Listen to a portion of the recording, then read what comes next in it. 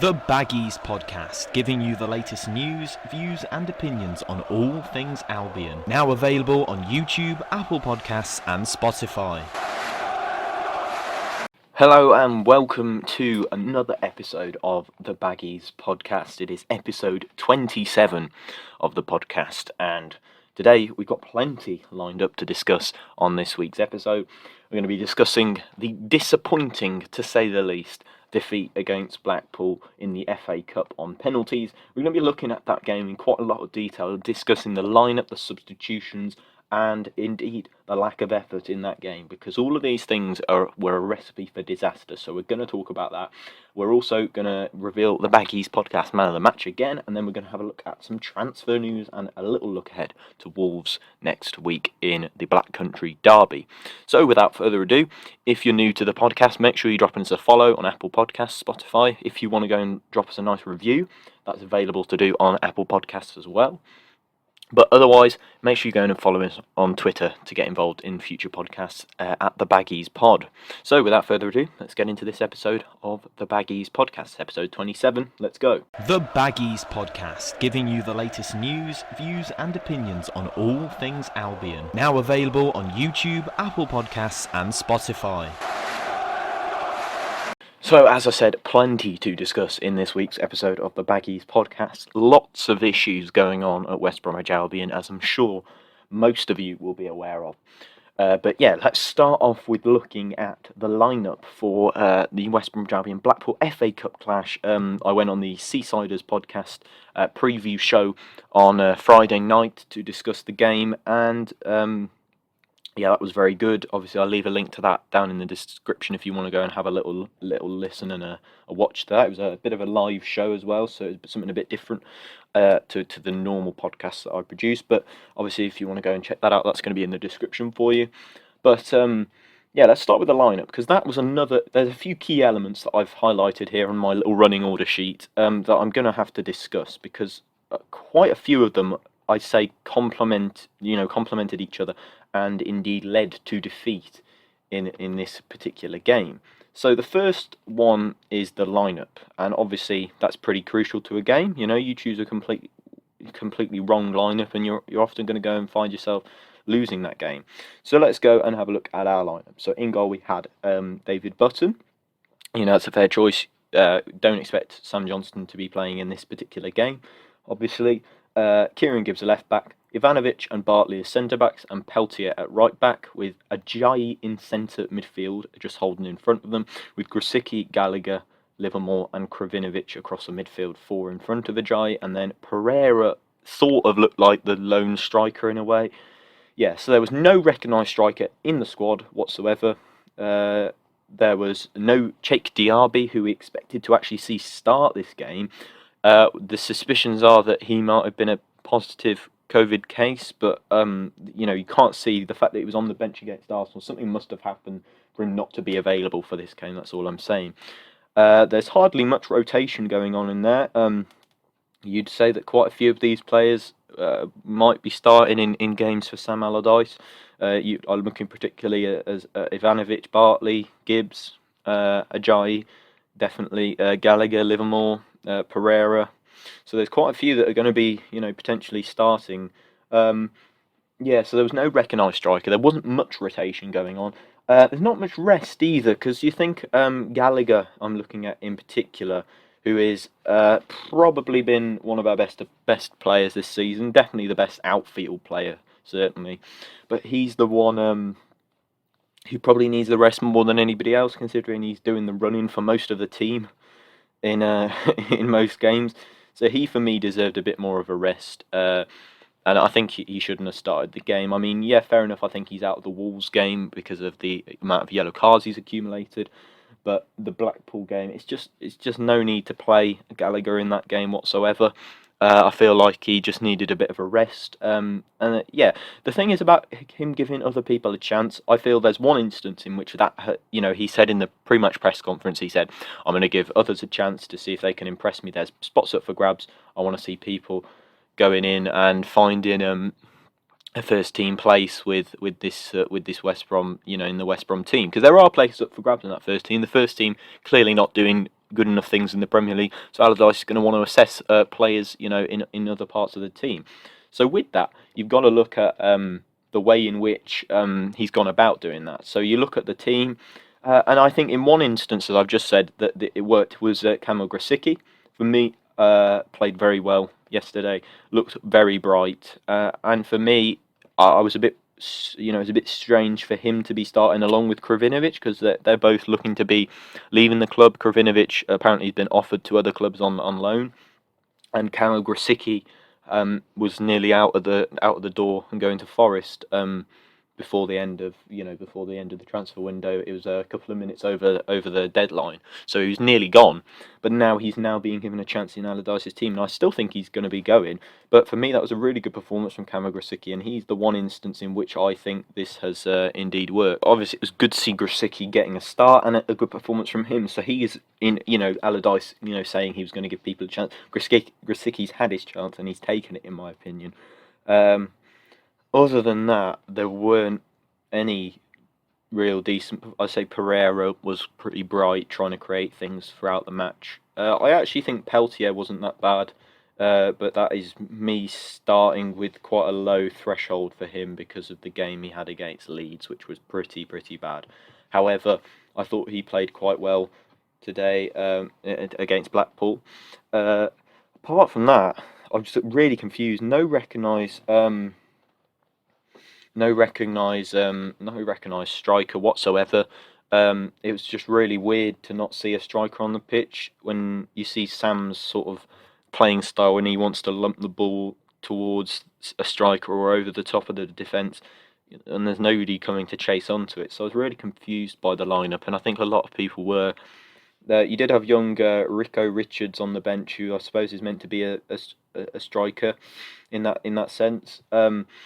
Yeah, well, the weird things is that people like Kipre weren't starting, people like Edwards weren't starting. Yes, they got a few minutes towards the end of the game, but there wasn't much rotation going on in that sort of sense. But yeah, let's talk about the actual performance from the team. It was a real lethargic performance against the League One side.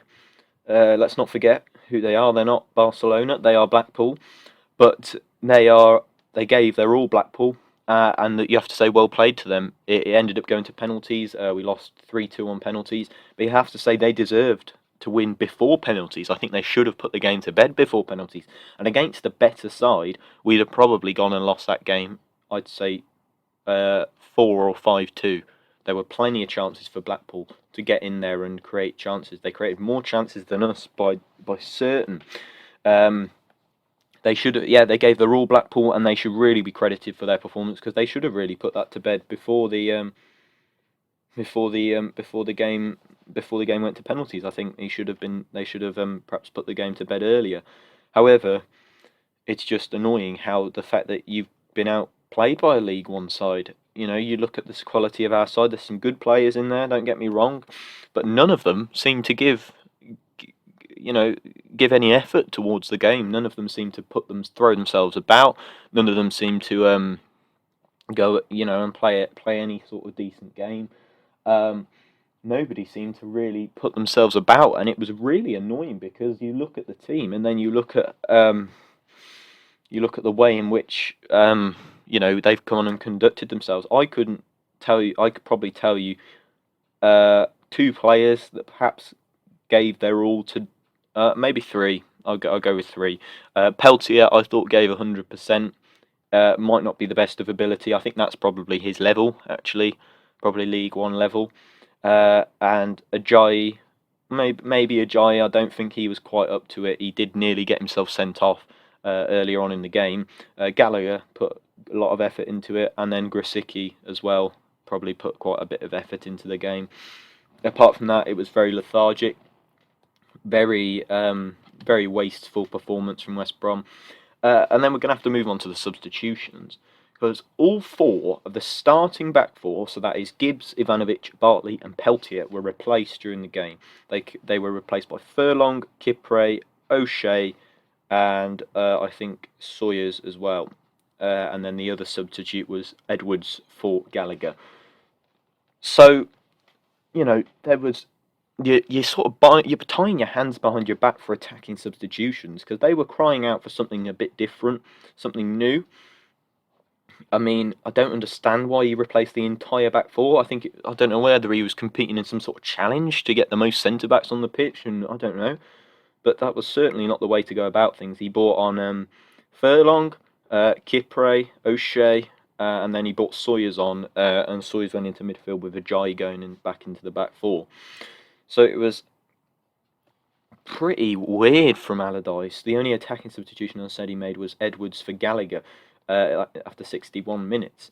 But I couldn't believe what he was doing. I mean, Rico Richards was on the bench. He's a bit of a midfield sort of striker, a bit of a, I don't know what to call him because I've never seen him play first team football. But, he has played quite a few games where he's he's shown himself to be more of an attacking player. If I was Raheem Harper, I think what on earth have I got to do to get a go in the first team? He made an appearance against Blackpool, which is good. Sorry, Arsenal I meant. And so you think, oh, that's leading him up to perhaps playing in this FA Cup clash. Not even a minute for Harper in that game. Poor kid. He's a good player. Perhaps a bit lethargic, but he's a prospect for certain. I thought he'd be one of the players that Allardyce wanted to assess, as he said. Cedric Kipre got a few minutes, which is one, and Edwards, both players not receiving minutes under Sam Allardyce in particular. So it's good that Kipre and Edwards got a few minutes. Kipre, for me, looked all right. I thought he did the job he was asked to do. Made a lot of good clearances, good headers. He just looked a bit out of practice, perhaps, with his matches. But for me, Kipre did look decent. Apart from that, you have to look at the lack of effort for the goals conceded. You look at the first goal. You just let Blackpool sort of walk through and score what is a fairly simple goal, unmarked at the back post, Jerry Yates. And then you move into the second half. Gibbs came off at half-time with a bit of a knock. Surprise, surprise. Just clearly hasn't got the fitness to play this sort of level of football anymore. Then we pegged Blackpool back with a goal from Semi Ajayi from a good header, from a free kick, I think it was, or something like that. It was a good header from Semi Ajayi. Not sure. It was following a corner. I'm sorry, my mistake. And then we made a couple more substitutions, and then Medine scored. Now, this was the one I had the biggest problem with. The first goal is a good bit of play by Blackpool. Jerry Yates just hanging around the back post, looking for something to fall for him, and it did. It was a good ball across from the winger, and it fell to Jerry Yates at the back post. But now you look at Gary Medine and his goal. What a ridiculous goal to concede. You watch the walking back, you watch Branislav Ivanovic, legend. I'd say he's probably still chasing after Gary Medine, and I probably could have caught up with him. I know he's just strolling. Everyone's strolling back after it, and it's the desire of Gary Medine, which is more. He's putting in more effort than the West Brom players, and he's more dedicated to get to that ball. He's more dedicated to drive and score with his shot, whereas our players are jogging after him. Ivanovic, I'd probably say, was probably trying really hard. He's just so slow that he just can't reach him. Yeah, it's just a ridiculous goal to concede. And then we got a bit. I'd say it was a penalty. Yes. For the handball. It was a handball in my opinion. He's got his arm out there. It's a bit harsh from the distance. I mean, I personally, if the law wasn't the way it was, I might not have given it. But the way the law is in the handballs and stuff, you do have to give it. And Pereira did score the penalty. Couldn't score in the shootout though. Could you, Mateus? But then it's just dragging on. I was getting. The first time I didn't celebrate either goals, and that's how that's how dull the game, in the football that we were playing was, because I didn't feel any enthusiasm for it. The fact that we needed a bit of a lucky penalty to go and scrape a draw within 90 minutes against Blackpool is pretty shameful in itself for a Premier League side. I think it looked like a side that had found West Brom that had found their level It looked like we'd found League One level. We're competing here. And it looked like we were sort of hanging on in there to draw 2-2 and then go to penalties. Throughout the game, throughout the extra time, it was just getting boring and tedious. And then they scored. We missed 2 penalties. Pretty poor penalties, I have to say, from Furlong and Kyle Edwards, and they converted theirs. And you have to say fair play. They did well, Blackpool, and you have to say well done to them because they had more fight, they had more desire, and then we didn't have any desire or passion, and that was the real problem for me. No fight whatsoever, outfought by League One Blackpool. You expect them to come and have a go against a side that are milling around the bottom of the table. But you don't expect them to completely dominate you like that and create the more chances, look the better side. Yeah, it was pretty ridiculous. I was very annoyed about the game, but I've sort of lost my passion for it, if I'm being completely honest. I stick with the lads at the best of times, really. In West Bromwich Albion, in the worst and the best of times, I'll stick with them. But I felt no passion towards this team. I feel no gravitation to watch the games, really. I don't fancy watching them. They don't excite me, these games, anymore. It's just pretty annoying, really. I don't look forward to watching the games at the moment in the state our club is in. Sam Allardyce, I don't think he's that bothered. I'm not getting on his back because, fair enough, he's only had a bit of time and he hasn't been able to get many of the reinforcements, or he's only had one of the reinforcements that he wanted. But you look at the team and then you say, who's there who actually wants to play for Allardyce and the badge? They're not playing for Allardyce. They played for Bilic, but they're not playing for Allardyce.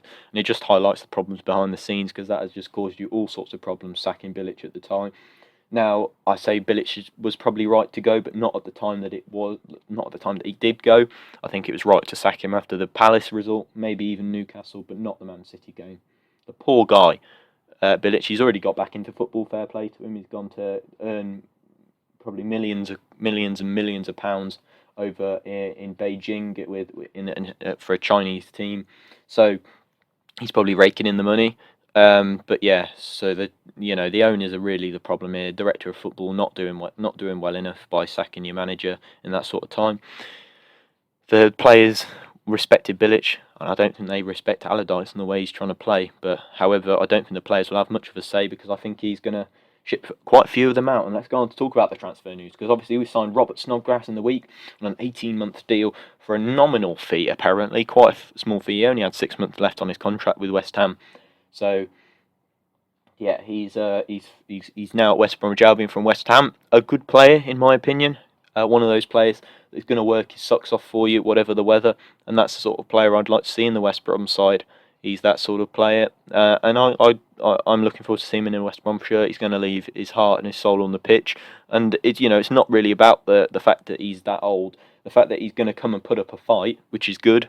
Because I see not many of these players in our team putting up a fight at the moment, but I can see him going in and putting up a fight.